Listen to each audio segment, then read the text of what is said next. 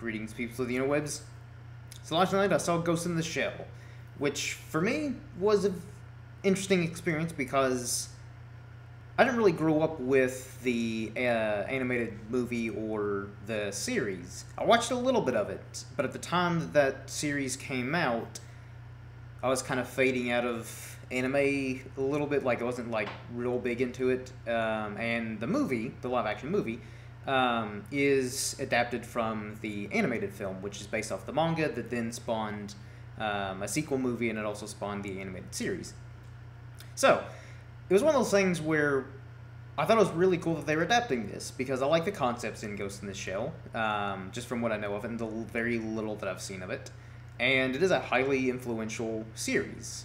It influenced The Matrix and a lot of other sci-fi, movies, books, shows, and all that stuff, pretty much from like the mid '90s on. Because I believe the animated film came out in '95, so pretty much from like well, probably even before that. I imagine the manga, but definitely the movie, the animated film, definitely helped. Kind of spread the awareness of the manga and the series. So pretty much from like the mid '90s on, it's become quite an influential series.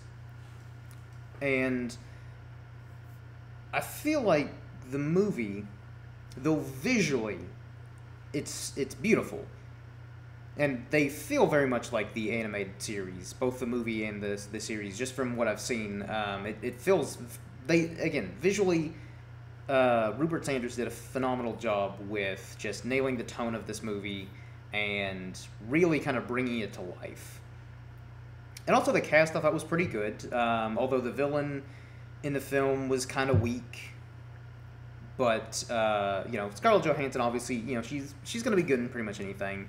The actor who played Bato Puli-Vaisbek, not entirely sure if that's how you pronounce his name. I thought he did a really good job as well. Again, just from the little that I've seen of the animated series, I thought he was pretty much spot on to the character from the series. And fun fact, he's also Euron Greyjoy in Game of Thrones, for you Game of Thrones junkies like myself. It was just kind of cool to see all these great actors from the show, be in other, big budget movies and all that stuff. So like casting and all that stuff I thought was, pretty good. And even the whole kind of controversy over Scarlett Johansson's, being white, being cast as a Asian character, there's an argument on both sides on, it's whitewashing and they should have cast an Asian actress. But then at the same time, Hollywood's all about, it's a business, so it's all about making money. And sadly, there aren't any Asian actresses that can sell a movie like Scarlett Johansson. However, I think with this movie, they actually they actually work with the fact that Scarlett Johansson, or I guess this version of the Major, because again, this is an adaptation, so it's not going to be verbatim to the animated movie, the manga, or anything like that. So I think what they did with her character made sense, because she is of Asian origin in the movie, but after her accident that she had when she was young, her brain, or her ghost, as they call it, was then put into the cybernetic body, or the shell, which is why it's called Ghost in the Shell. So, they made it work. Again, you could still probably make the argument either way that, they shouldn't have cast, a Caucasian in an Asian role or vice versa. But I just think that they handled it well. So I don't really have strong feelings either way. I just, I took it for what it is. And again, Scarlett Johansson did a really good job. However, my issues with the film, and not even that this is a bad film by any means, it's just I feel like they could have done more with this movie, and maybe part of the reason why I'm not super in love with it like some other people is maybe the fact that this, since so many other sci-fi movies and other properties have been so influenced by Ghost in the Shell, we've seen a lot of these themes before, like, oh, what does it mean to, be human? Or, do you have to actually have, like, actual tissue and organs and all that stuff? Or is it your mannerisms and your behavior and all that stuff that constitutes as human? So, which, again, are fascinating themes.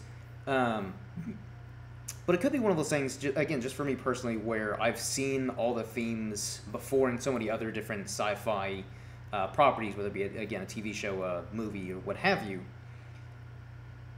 that, again, in the Ghost in the Shell movie, again, it's a perfectly fine movie. Or I shouldn't say perfect, because, again, it's flawed. But, it's a good movie. But I guess I was kind of wanting more for this to kind of differentiate itself and kind of stand out more to, become more of a, I don't know, just kind of stand out a little bit more. And again, outside the visuals, because that is definitely a standout. Like, that, it's almost worth seeing for this movie just for the visuals alone. But since it didn't really stand out narrative-wise, which again may not be an entirely fair criticism of the film, because it is almost, from what I've gathered from other people, it is a very good adaptation overall from the source material. So, if they're trying to adapt it from the source material and they do a really good job, then I don't know. It's kind of a weird thing where that's my criticism, but at the same time, if they're doing a really good job adapting the source material, I guess I can't entirely criticize it too much because they did a good job of adapting it. So I don't know. Again, like I like the film well enough, but it's also not great. It's not like a movie. It's definitely not a movie for everybody. I think it's definitely for the hardcore science fiction fans. Will definitely enjoy this movie. And I would say people who are fans of the anime, the manga, would definitely enjoy this as well. To the people who I saw it with are very familiar and fans of the manga and the anime. They thoroughly enjoyed it. Because it almost seems like this movie is very much tailor-made for the fans of the manga and the anime. Because, again, they just do a really good job of adapting it. And, again, I think people who are not familiar with it can still enjoy it, but again, I just wish that they added something else to kind of make it stand out just a little bit more. So I think if they had done something, and again, I can't entirely say like a specific thing that they could have done. I'm not a good, writer. I can't, I'm not savvy with those kind of decisions in movie making. That's not my forte. But I just wish that if they had done something to kind of, again, make it stand out just a little bit more, I think it would have, and I think I just would have enjoyed it a little bit more. And I think I could kind of compare it more to some of these other great sci-fi movies, like the first Matrix movie or Blade Runner, which it definitely, has that feel of both, kind of a Blade Runner feel and Matrix. But again, Matrix was heavily influenced by Ghost in the Shell, and I would imagine there are a lot of themes from Ghost in the Shell that were inspired by Blade Runner. So, yeah, that's kind of where I fall with this movie. It's entertaining. It's overall a pretty good movie. It's just, for me personally, I just wish that they had done something just a little bit more, so that way it kind of stands out against the other sci-fi movies. But that's really about it. I don't really have like super strong feelings towards it or against it. I think it's definitely worth watching, whether it be for just the visuals alone, or you actually have interest in the source material or just this movie by itself. Then it's definitely worth watching. But again, it's still not a movie for everyone. But yeah, I think that pretty much wraps up this review. A little short. I feel like I kind of repeated myself a lot because, again, there's just not a whole lot for me to kind of, I guess not having strong feelings towards it or against it, I can't really give a very in-depth review of it. However, I do plan on watching the animated movie and the TV series and maybe revisit the movie, the live action movie, maybe once it comes out on Blu-ray, and maybe then have a better appreciation for it, and then maybe I'll actually enjoy it more. Which, if that's the case, then I'll probably, do like a re-review of Ghost in the Shell, if my feelings change towards it.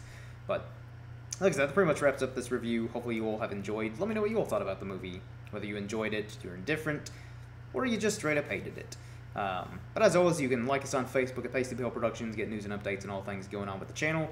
Follow us on Twitter at Pasty Pale Pro, kind of same thing. You can also vote on our polls to kind of just, help us to see, figure out things to discuss in upcoming podcasts and all that stuff. And speaking of anime, I just started up a new podcast with my friend Will, Shogun's Gateway to Anime, which is all about anime. And seeing as how Ghost in the Shell came out, we'll probably be discussing the animated movie and the TV series. If not in the next episode, I don't know, probably within the next couple episodes, we'll talk about it. If not review the entire series, we'll definitely, kind of discuss it a bit, just because it is still relevant and, topical with the movie. So if you all are interested in checking out that podcast, I'll leave a link in the description below, because this podcast can be found on Podbean. So yeah, feel free to check that out and let me know what you think and give feedback on how to improve it. And same thing with here on the Pasty Pale YouTube channel. Feel free to give suggestions on how to improve this, because we're not that great. But that wraps up this review, and until next time, everyone, cheers.